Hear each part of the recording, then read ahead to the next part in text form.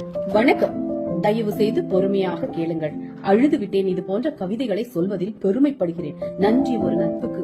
ஒரு தாயின் புலம்பல் கவிதை. எனது அருமை மகனே, எனது அருமை மகனே, நான் உன்னை மிகவும் நேசிக்கிறேன். முதுமையின் வாசலில் நான் முதலடி வைக்கையில் தள்ளாட்டம், என் மீது வெள்ளோட்டம்.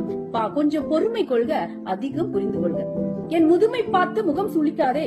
நான் சாப்பிடுகையில் கை நடுங்கி சாதம் சிந்தி விட்டேனா? சத்தம் போடாதே. உனக்கு நான் நிலாச்சோறு ஊட்டிய நாட்களை நினைவு கூறுக. ஆடை மாற்றுகையில் அவதிப்படுகிறேனா? அசுத்தம் செய்து விட்டேனா? ஆத்திரப்படாதே. படுக்கை முழுதும் நீ பண்ணிய ஈரங்களின் ஈர நினைவுகளை இதயம் கொள்க. ஒரே பேச்சை தேய்ந்த ஒளிநாடா போல் ஓயாமல் சொல்கிறேனா? சலித்துக் கொள்ளாதே. ஒரே மாயாவி கதையை ஒரு 100 முறை என்னை படிக்க சொல்லி நீ உறங்கிய இரவுகளை ஞாபகம் கொள்க.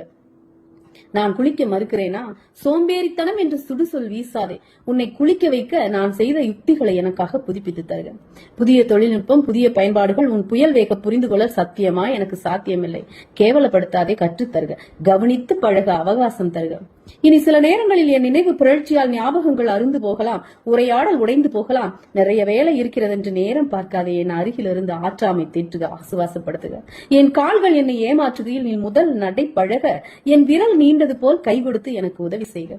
ஒரு நாள் சொல்வேன் நான், வாழ்ந்தது போதும் என்று வருத்தப்படாதே. சில வயது வரை வாழ்க்கைக்கு அர்த்தமில்லை, சில வயதுக்கு மேல் வாழ்வதில் அர்த்தமில்லை.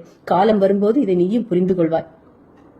இனி நான் வேண்டுவதெல்லாம் நீ என்னை புரிந்து கொண்ட புன்னகை. மீண்டும் மீண்டும் சொல்கிறேன், எனது அருமை மகனே, நான் உன்னை மிகவும் நேசிக்கிறேன். என் வாழ்வு அமைதியோடும் உன் அரவணைப்போடும் முற்றுபெற முயற்சியேனும் செய்வாயா? ஒரு தாய் முதுமையில் மகனிடம் சொல்லும் கண்ணீர் கவிதை. இது ஏதோ ஒருவர் அனுப்பியதல்ல, நம் ஒவ்வொருவரின் வாழ்க்கையிலும் அடுத்தடுத்து நடக்க போவது.